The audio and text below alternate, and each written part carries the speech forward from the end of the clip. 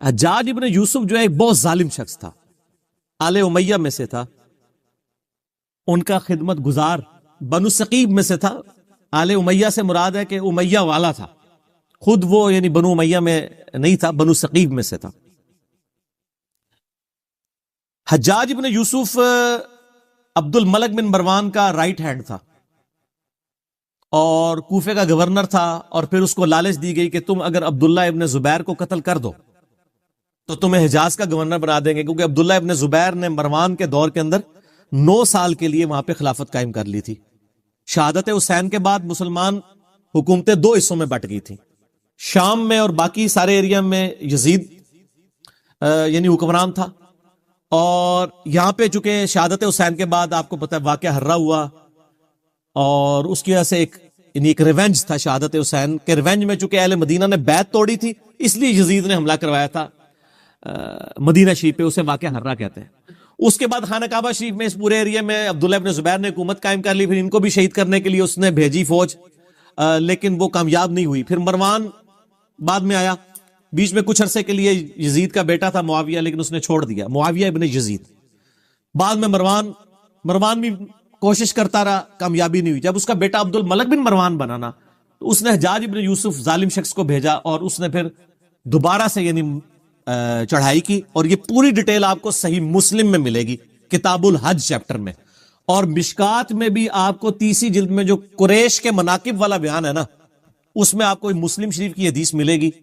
ایک حدیث یہ ملے گی کہ نبی علیہ السلام نے فرمایا بنو ثقیف میں ایک کذاب اور ایک ظالم شخص پیدا ہوگا، ایک کذاب اور ایک ظالم۔ کذاب کے بارے میں یعنی لوگوں کا دعویٰ ہے مختار سقفی، ہمیں کوئی دلیل نہیں ملی، ترمذی سے ایک لے کے آتے ہیں، لیکن وہ امام ترمذی نے کہا ہے کہ کہا جاتا ہے، کہا تو بہت کچھ جاتا ہے، سند بیان نہیں کی ہے۔ بہرحال اسما بنت ابی بکر سیدہ عائشہ کی جو بڑی بہن تھی، انہوں نے کہا کہ یہ جو بنو ثقیف کا ظالم ہے وہ حجاج ابن یوسف ہے۔ یہ صحیح مسلم میں، اور پوری حدیث مسلم شریف میں مشکات میں 30 جلد میں آپ کو ملے گی پوری ڈیٹیل حدیث، کہ عبداللہ ابن زبیر کو اس نے شہید کروا دیا، اور مکے کے دروازے پہ اس نے ان کی لاش ٹانگ دی عبرت کے لیے، نعوذ باللہ، صحابی رسول کی، عام صحابی نہیں، صحابی رسول کا بیٹا، اشرف مبشرہ حضرت زبیر کا بیٹا، حضرت عائشہ کا بھانجا اور سیدہ اسما کا بیٹا۔ اور یہ وہ شخص ہے، بخاری شریف میں آتا ہے کہ جی کفار مکہ کہتے تھے کہ ہم نے بندھن کر دیے، مسلمانوں کی اولاد نہیں ہوگی۔ پہلا بچہ جو پیدا ہوا وہ عبداللہ ابن زبیر تھے۔ نبی علیہ السلام نے اپنے مبارک ہاتھوں سے ان کو گھٹی دی تھی کھجور کی، یہ گھٹی دینا بھی سنت ہے، صحیح بخاری میں آتا ہے، یہ عام بندہ نہیں ہے۔ ان کی لاش ٹانگ دی، عبداللہ ابن عمر وہاں سے گزرے اور کہا کہ اے ابو خبیب تم پر سلام ہو، یہ ان کی کنیت تھی، اور ان پر سلامتی بھیجی، اور کہا کہ یہ جو آل امیہ کے لوگ ہیں تمہارے بارے میں جھوٹ بولتے ہیں، تم ایسے نہیں تھے، تم بہت عبادت گزار تھے، تم بہت نیکوکار تھے، اور میں تمہیں منع کرتا تھا، یعنی وہ عبداللہ ابن زبیر کو منع کرتے تھے کہ آپ حکومتی معاملات میں نہ پڑیں، عذرا ان کی پیسیو نیچر تھی، ان کی ایکٹیو نیچر تھی۔ تو بہرحال یہ وہ پڑھ کے چلے گئے وہاں سے۔ تو بعد میں حجاج بن یوسف کو کسی نے بتایا کہ عبداللہ بن عمر نے تو بڑے تعریفی کلمات، یہ لادہ بات ہے، حجاج بن یوسف نے بعد میں عبداللہ بن عمر کو بھی قتل کروا دیا۔ آل امیہ نے کسی کو نہیں چھوڑا، جو ان کے حاکم بھی تھے ان کو بھی شہید کروایا۔ یہ بھی صحیح بخاری میں آتا ہے حج والے چیپٹر میں، کہ حجاج بن یوسف تیمارداری کے لیے آیا عبداللہ بن عمر کی، کہا کہ مجھے پتا چل جائے نا آپ کو کس نے مروایا ہے، یعنی وہ زہر آلود نیزہ مار دیا گیا تھا حج کے دوران، کیونکہ امیر حج یہ ہوتے تھے، تو گورنر وہ تھا، وہ کہتا تھا منو امیر حج کیوں نہیں بنا دے، ٹھیک ہے، تو عبداللہ بن عمر کیوں امیر حج ہوتے ہیں؟ تو عبداللہ بن عمر نے فرمایا میرا قاتل وہ ہے جس نے احرام کی حالت میں آلات جنگ لانے کی اجازت دی ہے، یعنی تو آپ ڈائریکٹ تو نہیں کہہ سکتے تھے نا، ظالم آدمی تھا، تقیۃً انہوں نے ایک بات کی، میسج کنوے کر دیا۔ تو وہ مسلم شریف کی اس حدیث میں آتا ہے کہ جب وہ عبداللہ بن عمر چلے گئے تو حجاج بن یوسف کو کسی نے بتایا، تو اس نے پھر کہا کہ ٹھیک ہے عبداللہ بن زبیر کی لاش اتار کے یہودیوں کے قبرستان میں پھینک دو۔ یہ وہ لوگ ہیں سر، یہاں لوگ آل امیہ کانفرنسز کروا رہے ہیں، یہ صحابہ کی لاشوں کو ان لوگوں نے، یہ مسلم شریف ہے سر، یہ موضوعات شریف نہیں ہے، یا یہ تاریخ شریف نہیں ہے آل امیہ اور آل عباس کی لکھوائی بھی۔ یہودیوں کے قبرستان میں لاش پھینک دی، اور پھر یہ کہا کہ اس کی ماں کو بالوں سے گھسیٹ کے میرے پاس لے کے آؤ۔ یہ مسلم شریف کے الفاظ ہیں، اور ماں کون ہے؟ حضرت عائشہ کی بڑی بہن، اسما بنت ابی بکر. تو اسما بنت ابی بکر کو جب یہ پیغام پہنچا نا تو انہوں نے کہا کہ ٹھیک ہے میں تو ان کا جی آپ کو بلا رہے ہیں وہ, اور اگر آپ نہ آئے تو بالوں سے گھسیٹ کے. بولے اعوذ باللہ تعالی. تو اسما نے کہا ٹھیک ہے پھر مجھے بالوں سے گھسیٹ کے لے کے جاؤ, میں نے تو نہیں جانا. اب وہ جو آئے تھے ان کو بھی شرم آئی کہ یار حضرت ابو بکر کی بیٹی ہے, یہ عائشہ کی بڑی بہن ہے, اور عبداللہ ابن زبیر صحابی کی ماں, اور بالکل شروع میں اسلام قبول کرنے والوں میں. تو پھر حجاج ابن یوسف غصے سے خود آیا. یہ پوری ڈیٹیل مسلم شریف میں, مشکات میں بھی آپ کو مل جائے گی. آیا غصے سے اور آ کے اسما بنت ابی بکر کو کہتا ہے کہ دیکھ میں نے تیرے بیٹے کے ساتھ کیا اشر کیا ہے. ایک ماں اس کے بچے کی لاش کو لٹکایا اتنے دنوں کے لیے, اور پھر آ کے یہ بات بھی کر رہا ہے. تو اسما بنت ابی بکر نے صحیح پھکی والا جواب دیا آگے سے. اس نے کہا دیکھ میں نے اس کو کیسا برباد کیا. اس نے کہا حجاج تو نے میرے بیٹے کی دنیا برباد کی ہے, اس نے تیری آخرت برباد کر دی ہے. تو نے میرے بیٹے کی دنیا برباد کی, اس نے تیری آخرت برباد کر دی. تو کامیاب کون ہوا؟ عبداللہ ابن زبیر. اور آگے مسلم شریف کے الفاظ ہیں کہ اسما بنت ابی بکر کہتی ہے کہ ہم نے رسول اللہ سے سنا تھا کہ بنو ثقیف میں ایک کذاب اور ایک ظالم پیدا ہوگا. کذاب تو ہم دیکھ چکے, ظالم تو ہے. حجاج ابن یوسف سے کہا ٹھیک ہے. اور پھر فرمایا کہ میں نے سنا ہے تو مجھے کہتا ہے کہ 2 آزار بند والی. یہ سیدہ اسما کی یعنی آپ سمجھ لیں ایک خصوصیت کے طور پہ بیان کیا جاتا تھا, 2 آزار بند والی. تو اس نے کہا ہاں. تو ان کا تجھے پتا ہے یہ 2 آزار کیوں تھے؟ ایک یہ جو آزار میں باندھا کرتی تھی نا ابو بکر اور رسول اللہ صلی اللہ علیہ وسلم کا کھانا لے کے میں غار ثور میں جایا کرتی تھی, اور دوسرا آزار میری تہمت ہوتی تھی جس سے کوئی عورت بھی آزاد نہیں ہو سکتی, اور اس وجہ سے میرا نام پڑ گیا تھا 2 آزار بند والی, رسول اللہ صلی اللہ علیہ وسلم کا کھانا لے کے. تو آپ اندازہ کریں کہ آل امیہ نے ان لوگوں کو جنہوں نے اسلام کے لیے اتنی قربانیاں دی تھی ان کے ساتھ کیا کیا ظلم کیے. صرف آل رسول کے ساتھ ظلم نہیں کیے, باقی صحابہ کی اولاد کے ساتھ. یہ جو آج جو ہے وہ سعودیہ کے ریال لے کے ان کے فضائل و برکات جھوٹے بیان کرنے کی کوشش کر رہے ہیں, ان کو پتہ نہیں ہے کہ یہ بھی کیا کر رہے ہیں, یہ اپنی دنیا بچانے کے چکر میں اپنی آخرت برباد کر رہے ہیں ان کی جھوٹی وکالت کر کے.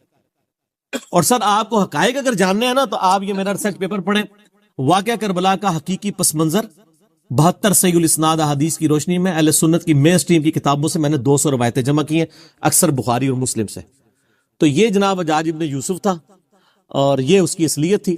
پھر اس کا اینڈ بھی ہوا ہے سر, ہر بندے کی اخیر ہوتی ہے نا, ہر بندے کی اخیر ہوتی ہے. پھر اس کو پھر کینسر ہو گیا تھا اور بڑی بری بھیانک موت مرا ہے, اور موت کی اس نے آخری جس صحابی کو قتل کروایا وہ سعید ابن جبیر تھے, تابعی. ٹھیک ہے نا, وہ بھی بڑا دردناک واقعہ ہے, وہ میں بیان کروں تو آدھا گھنٹہ اور لگ جائے گا.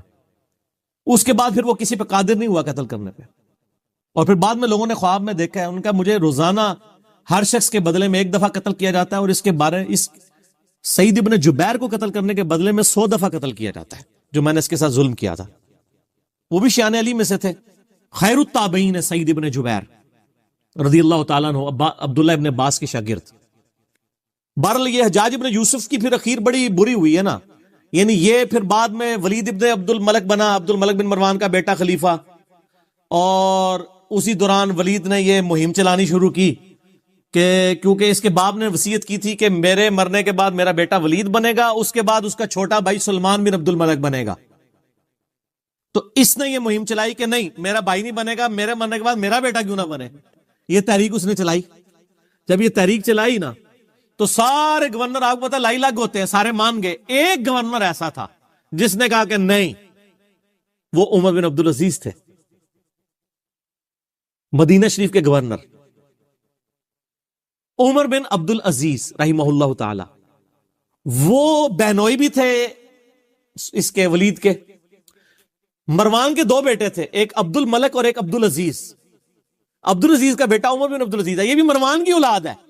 لیکن دیکھ لیں, اور اسی لیے ہم کہتے ہیں نا آل امیہ میں عمر بن عبد العزیز. مولانا طارق جمیل صاحب کو میں کہتا ہوں نا آل امیہ میں عمر بن عبد العزیز. ٹھیک ہے, آپ سمجھ رہے کیوں کہتے ہیں؟ تو عمر بن عبدالعزیز نے مخالفت کر دی, انہوں نے کہا نہ. اب وہ کیا ہوا کہ اس نے پکڑ کے عمر بن عبدالعزیز کو قید میں ڈال دیا, چونکہ عمر بن عبدالعزیز جو ہے نا وہ بڑے محبوب گورنر تھے اپنے علاقے کے, تو بڑی شورش برپا ہو گئی. اسی دوران ولید بن عبد الملک اچانک مر گیا, تو آٹومیٹیکلی سلمان بن عبد الملک خلیفہ بن گیا, اس کا چھوٹا بھائی.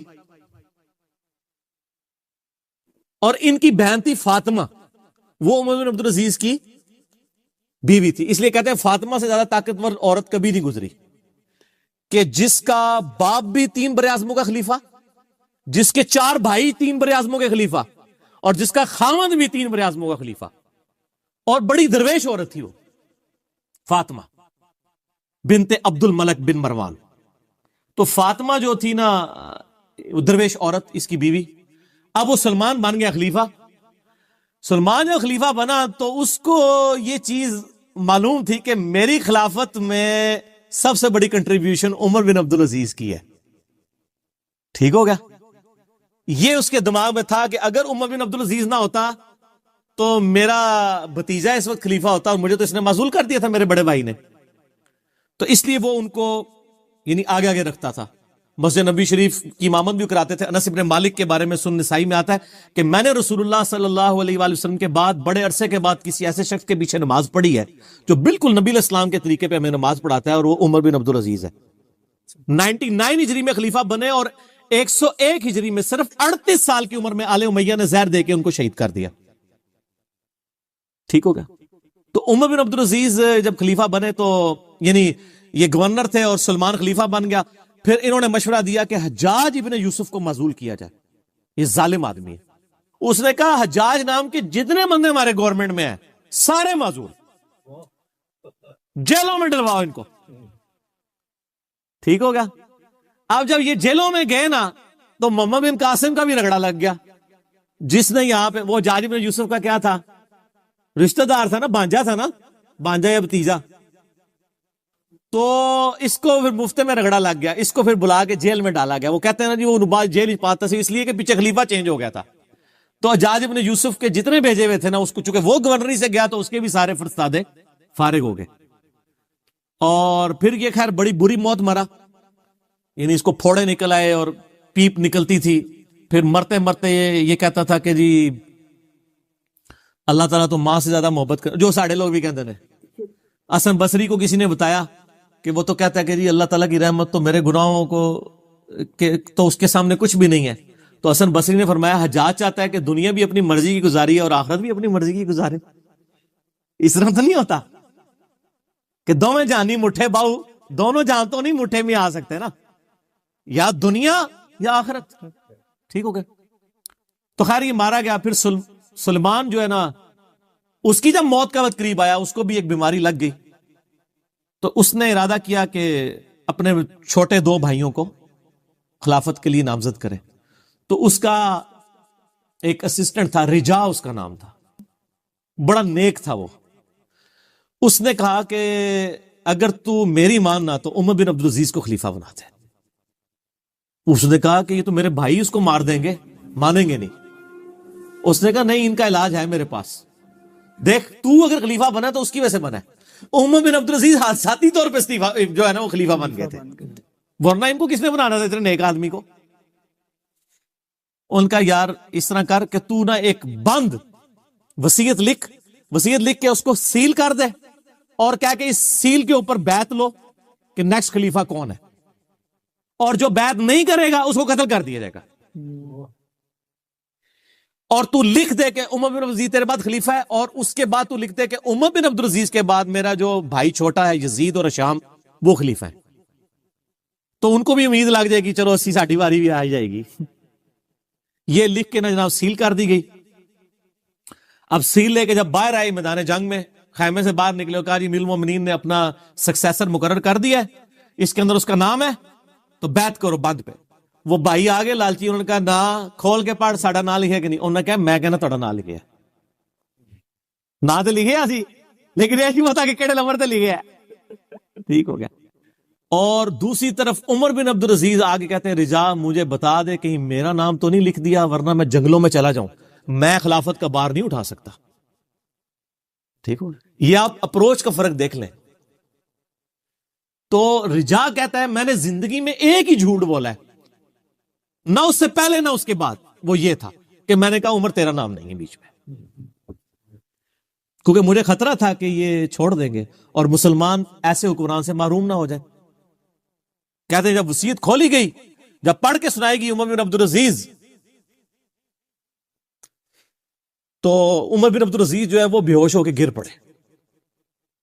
2 بندوں کے سہارے, ایک 35 سال کا نوجوان 2 بندوں کے سہارے لا کے ممبر تک لایا گیا پہلا خطاب کرنے کے لیے, اور آل امیہ کے چہرے لٹک گئے. لیکن جب پڑھا کہ ان کے مرنے کے بعد وہ بھی بنیں گے تو ان کو امید لگ گئی, ان کا چلو ٹھیک ہے ساڈا یار بہنوئی ہے نا 100 کرو کیڑا باہر دا بندہ ہے, ٹھیک ہو گیا. دادا تو ساڈا مروان ایک ہی ہے نا, ٹھیک ہو گیا, پردادا. تو یہ پورا معاملہ ہوا. عمر بن عبدالعزیز رحمہ اللہ تعالی ورضی اللہ تعالی عنہ وعلیہ السلام یوں خلیفہ بنے. پھر سر 2 سال صرف ان کو رہنے دیا ہے, 2.25 سال, جتنی حضرت ابوبکر کی خلافت کا ٹینیور ہے نا اتنا ہی ان کا. اور دیکھ لیں اسلام میں 5 خلفاء ابو بکر, عمر, عثمان, علی اور حسن ابن علی کے بعد 6ٹھا خلیفہ ان کو مانا جاتا ہے.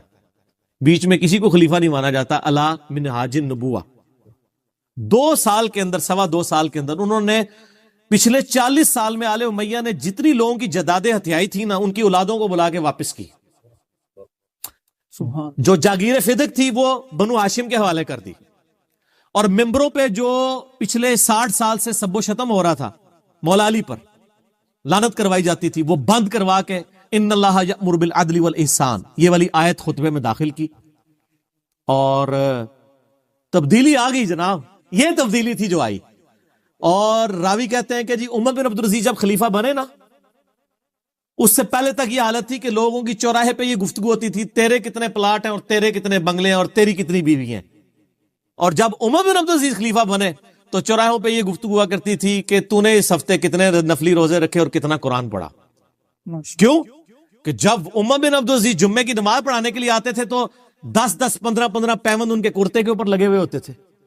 تو لوگ کہتے تھے کہ یار یہ 3 براعظموں کا حکمران اگر اس حال میں رہ رہا ہے تو سر ہم کیا. میں یہی کہتا ہوں کہ آج اگر عمران خان صاحب پرائم منسٹر خود خطبہ دے رہے ہوں شاہ فیصل مسجد کے اندر سادہ سے شلوار قمیض کے اندر, تو شلوار قمیض خود بخود ہی فیشن بن جائے گا. ویسے وہ پہنتے شلوار قمیض ہی, مجھے بڑی خوشی ہوئی چائنا میں بھی اس نے شلوار قمیض پہنی ہوئی ہے, تو خود بخود کی فیشن بن جائے گا. اتنی تبدیلی آئے گی. اور لوگوں کی یہ گفتگو ہوا کرتی تھی, گفتگو تک چینج ہوگی. حکمران سے کتنا فرق پڑتا ہے. خیر پھر یہ ظاہر ایسے حکمران کی طرح ہضم ہوتے ہیں, پھر ان کو زہر دے کے شہید کر دیا گیا. لیکن انہوں نے اتنی تبدیلی کر دی تھی, اسی لیے ان کو اسلام کا پہلا مجدد کہا جاتا ہے. یہ واحد مجدد ہے اسلام کی ہسٹری میں جس کو سنی اور شیعہ دونوں مجدد مانتے ہیں. اس کے بعد کسی مجدد پہ متفق نہیں ہے سوائے امام مہدی 12ویں مجدد کے, 12ویں خلیفہ کے. یہ ہے وہ شخص عمر بن عبدالعزیز. چونکہ حجاج ابن یوسف کی بات تھی تو حجاج ابن یوسف کا انجام بھی بتانا تھا, اس کے ساتھ یہ ساری چیزیں جڑی ہوئی تھی تو میں نے بتا دی. نبی صلی اللہ علیہ وآلہ وسلم سے ہاتھ چھوڑ کر نماز پڑھنے کی احادیث بھی موجود ہیں, لیکن کوئی بھی اصول محدثین پر جو مرفوع روایات ہیں وہ صحت کے درجے پر نہیں پہنچتی. طبرانی کے اندر ایک روایت موجود ہے سیدنا معاذ ابن جبل رضی اللہ تعالیٰ عنہ سے کہ نبی علیہ السلام تکبیر کہنے کے بعد ہاتھ چھوڑ کر نماز پڑھا کرتے تھے. لیکن یہی حدیث جو ہے وہ مجموع الزوائد کے اندر بھی موجود ہے, جو امام حیثمی ابن حجر اسقلانی کے استاد ہیں, انہوں نے مجموع الزوائد جو ہے احادیث کی کلیکشن کی ہے. انہوں نے یہ روایت طبرانی سے لے کے ساتھ لکھا ہے کہ اس میں خصیب بن جحدر ایک راوی ہے جو کہ کذاب راوی ہے. یعنی یہ اصول محدثین کے اوپر یہ روایت جو نبی علیہ السلام تک مرفوع ہوتی ہے وہ ضعیف ہے. البتہ موقوفاً کئی ایک روایتیں موجود ہیں نبی علیہ السلام کے اصحاب سے کہ وہ ہاتھ چھوڑ کر نماز پڑھا کرتے تھے. حتیٰ کہ المصنف ابن ابی شیبہ میں ایک پورا چیپٹر ہے. پہلے انہوں نے چیپٹر باندھا ہے ان اصحاب کا بیان جو ہاتھ باندھ کر نماز پڑھا کرتے تھے, اور اس کے بعد دوسرا چیپٹر باندھا ہے ان اصحاب کا بیان جو ہاتھ چھوڑ کر نماز پڑھا کرتے تھے, ارسال الیدین کرتے تھے. اور اس میں وہ حضرت عبداللہ ابن زبیر رضی اللہ تعالیٰ عنہ کا اثر لے کے آئے ہیں. اس کے علاوہ اور تابعین بھی، حسن بصری بھی، سعید ابن مسیب بھی، اور کئی اور اصحاب سے لے کے آئے ہیں، تابعین سے بھی، کہ وہ ہاتھ چھوڑ کر نماز پڑھا کرتے تھے. تو یہ باقاعدہ چیپٹر باندھا، یعنی محدثین نے ہاتھ چھوڑ کر نماز پڑھنے کے اوپر باب باندھ کے رزلٹ بھی نکال دیے، صرف روایتیں نقل نہیں کی ہیں بلکہ رزلٹ بھی نکالا ہے. اب عبداللہ ابن زبیر جو ہے یہ کوئی عام بندہ نہیں ہے سر، یہ کوئی عام صحابی بھی نہیں ہے. عبداللہ ابن زبیر کون ہے؟ یہ مسلمانوں کے تقریباً 9 سال تک خلیفہ بھی رہے ہیں. یزید کے مرنے کے بعد حجاز کے اوپر انہوں نے خلافت قائم کر لی تھی، اور آل امیہ جو ہیں وہ باقی جگہ پہ ان کی حکومت تھی، اور 9 سال تک یہ خلیفہ رہے. اور یہ صحابی ہیں، اور ان کی آپ ذرا خوش نصیبی دیکھیں، ان کے والد جو ہیں عشرہ مبشرہ ہیں حضرت زبیر رضی اللہ تعالیٰ عنہ، وہ صحابی ہیں. ان کے نانا حضرت ابوبکر الصدیق رضی اللہ تعالیٰ عنہ علیہ السلام صحابی بھی ہیں، خلیفہ راشد بھی ہیں. وہ ان کے نانا ہیں، کیونکہ ان کی والدہ اسماء بنت ابی بکر، وہ بیٹی ہیں حضرت ابوبکر کی. جس کا نانا ابو بکر ہو، جس کا باپ زبیر ہو، جس کی ماں سیدہ عائشہ کی بڑی بہن اسماء بنت ابی بکر ہو. اور سر اس سے بھی بڑھ کر میرے لیے جو عبداللہ ابن زبیر کے لیے محبت کا رشتہ ہے، وہ بخاری اور مسلم دونوں میں حدیث موجود ہے کہ جب مسلمان ہجرت کر کے مدینہ شریف آئے نا، تو کافروں نے یہ پراپوگنڈا شروع کر دیا کہ مسلمانوں پہ تو بندش ہوگی ہے، اب ان کا کوئی لڑکا پیدا نہیں ہوگا. تو ہجرت کے فوراً بعد جو سب سے پہلے بچہ پیدا ہوا وہ عبداللہ ابن زبیر تھے. اور بخاری مسلم کے الفاظ ہیں کہ نبی صلی اللہ علیہ وآلہ وسلم نے کھجور منگوا کے اپنا لعاب دہن اس پہ لگایا اور اپنے منہ میں چبا کے عبداللہ ابن زبیر کے منہ میں ڈالی. یار ایسا خوش نصیب کوئی شخص ہو سکتا ہے؟ گھٹی جو ہمارے یعنی اہل سنت اہل تشیع پورے مسلمانوں کے ہاں ایک سنت سمجھی جاتی ہے، گھٹی دینا سنت ہے، میٹھی چیز چبا کے دی. تو جس کو گھٹی دی ہوئی ہے نبی صلی اللہ علیہ وآلہ وسلم نے، اور یہ حضرت حسن و حسین سے بھی عمر میں بڑے ہیں، کیونکہ یہ ہجرت مدینہ کے فوراً بعد پیدا ہوئے ہیں. تو نبی علیہ السلام کی وفات کے وقت آلموسٹ ان کی 10-11 سال عمر تھی. حضرت حسن کی تقریباً 7-8 سال تھی، حضرت حسین کی 5 سے 6 سال تھی. تو یہ ان سے بڑے ہیں. تو یعنی میں بتانا چاہ رہا ہوں کہ یہ صحابی بھی ہیں، اور ان کو گھٹی نبی علیہ السلام نے دی ہوئی ہے. پھر آپ صحیح مسلم میں جا کر دیکھیں تو نبی علیہ السلام کی جو نماز کے طریقے کے اوپر کئی احادیث کے راوی عبداللہ ابن زبیر ہیں. جو اوپر تلے 4 احادیث ہیں صحیح مسلم میں کہ نبی علیہ السلام جب تشہد میں بیٹھتے تو دایاں ہاتھ دائیں زانے پر، بایاں ہاتھ بائیں زانے پر رکھتے، اور یہ درمیان کی انگلی اور انگوٹھے کو ملا کے ایک حلقہ بنا لیتے اور اپنی انگلی کو اٹھا لیتے، پوری تشہد میں انگلی یوں اٹھا کے رکھتے. اس حدیث کے راوی ہی حضرت عبداللہ ابن زبیر ہے. تو جو نبی علیہ السلام کی نماز کی نٹی گریٹیز روایت کر رہا ہے، اس نے نبی علیہ السلام کو نماز پڑھتے ہوئے نہیں دیکھا. اچھا پھر صحیح مسلم میں ایک اور حدیث ہے، یہ جو آپ گرین کارڈ ہے ہمارا صبح شام کے اذکار والا، تو بلو ہے نا، یہ فرض نماز کے بعد والا. اس میں آپ ایک دعا پڑھتے ہیں فرض نماز کے بعد، لا الہ الا اللہ وحدہ لا شریک لہ، لہ الملک ولہ الحمد وہو علی کل شیء قدیر، لا حول ولا قوة الا باللہ، لا الہ الا اللہ ولا نعبد الا ایہ، مخلصین لہ الدین ولو کرہ الکافرون. اس دعا کا راوی کون ہے؟ عبداللہ ابن زبیر. عبداللہ ابن زبیر کی صحیح مسلم میں حدیث ہے، انہوں نے ممبر پہ بیان کیا کہ میں نے نبی علیہ السلام کو فرض نماز کے بعد یہ دعا مانگتے ہوئے خود سنا ہے. یعنی نماز کی اندر کی روایتیں، نماز کے بعد کی روایتیں کون شخص کر رہا ہے؟ عبداللہ ابن زبیر رضی اللہ تعالیٰ عنہ وعلیہ السلام. تو یہ وہ صحابی ہیں جنہوں نے نماز نبی اسلام کو پڑھتے ہوئے دیکھی ہے. اچھا اب آپ کو ایک بڑی مشہور حدیث بتاؤں جو اہل حدیث کے ہاں بڑی معروف ہے. سنن الکبریٰ البیہقی کے اندر ایک طویل روایت ہے جس میں رفع الیدین کی چین ثابت کرتے ہیں اہل حدیث. یہ بنیادی اہل حدیث کی دلیل ہے رفع الیدین پہ کہ رفع الیدین جو ہے وہ تواتر کے ساتھ نقل ہوا ہے. وہ لمبی سی حدیث ہے، میں اس میں یعنی مختصر کرتا ہوں. حدیث کے راوی جو ہے نا وہ اس کو روایت کرتے ہوئے کہتے ہیں، اور ایک ایک راوی کا نام لیتے ہیں، میں نے اس کو دیکھا، میں نے اس کو دیکھا. میں خیر جہاں سے وہ مشہور لوگ شروع ہوتے ہیں میں وہاں سے سٹارٹ کرتا ہوں اس روایت کو کہ عطا ابن ابی رباح کو کسی نے دیکھا کہ وہ رکوع میں جاتے وقت اور رکوع سے اٹھتے وقت رفع الیدین کرتے تھے. اس سے پہلے بھی 3-4 راویوں کے نام آتے ہیں. تو ان سے کسی نے پوچھا کہ آپ رفع الیدین کیوں کرتے ہیں؟ تو انہوں نے کہا کہ میں نے یہی سوال عبداللہ ابن زبیر سے کیا تھا کہ آپ رکوع میں جاتے وقت اور اٹھتے وقت رفع الیدین کیوں کرتے ہیں؟ تو انہوں نے کہا کہ میں نے یہی سوال حضرت ابوبکر صدیق اپنے نانا سے کیا تھا کہ آپ رکوع میں جاتے وقت رفع الیدین کیوں کرتے ہیں اور اٹھتے وقت؟ تو انہوں نے کہا کہ میں نے نبی صلی اللہ علیہ وآلہ وسلم کو کرتے ہوئے دیکھا. سبحان. تو عبداللہ ابن زبیر رضی اللہ تعالیٰ عنہ نے نماز کس سے سیکھی ہے؟ حضرت ابوبکر صدیق سے. اور حضرت ابوبکر صدیق رضی اللہ تعالیٰ عنہ علیہ السلام نے نماز کس سے سیکھی ہے؟ نبی صلی اللہ علیہ وسلم سے. اور عطا ابن ابی رباح کوئی عام تابعی نہیں ہے, ان کی فضیلت کے لیے اتنا ہی کافی ہے. امام حنیفہ رحمہ اللہ سے صحیح سند کے ساتھ تاریخ بغداد میں یہ قول ثابت ہے, وہ کہتے ہیں کہ میں نے روئے ارض پہ عطا ابن ابی رباح سے زیادہ جو ہے معزز شخص نہیں دیکھا, اس سے افضل شخص نہیں میں نے روئے ارض پہ دیکھا. اور یہی ان کا جو قول ہے اس بات کی دلیل ہے کہ امام حنیفہ رحمہ اللہ تابعی نہیں ہے, تبع تابعی ہیں, ورنہ اگر انہوں نے کسی صحابی کو دیکھا ہوتا تو وہ اس کا نام لیتے. ان کا میں نے روئے ارض پہ اپنی زندگی میں سب سے افضل شخص عطا دیکھا ہے, ورنہ وہ کہہ دیتے انس بن مالک دیکھے ہیں یا میں نے ابو طفیل عامر بن واصلہ دیکھے ہیں, یہ بالکل اینڈ پہ فوت ہونے والے مسلمان ہیں. حتیٰ کہ کشف المحجوب میں علی بن عثمان حجویری صاحب نے امام حنیفہ رحمہ اللہ کو تابعین میں ذکر نہیں کیا, تبع تابعین والے چیپٹر میں ذکر کیا ہے. اور وہ کتاب آج سے 1000 سال پہلے لکھی گئی ہے. 465 ہجری میں کشف المحجوب جو والے آتھر جو ہیں فوت ہوئے ہیں, وہ اس زمانے میں ان کو تبع تابعین میں شمار کر رہے ہیں. یعنی حنفیوں کے ہاں بھی یہ چیزیں موجود ہیں کہ وہ تبع تابعین میں سے. اچھا, اس حدیث میں عبداللہ ابن زبیر کا ثابت ہو گیا کہ انہوں نے نماز کس سے سیکھی ہے؟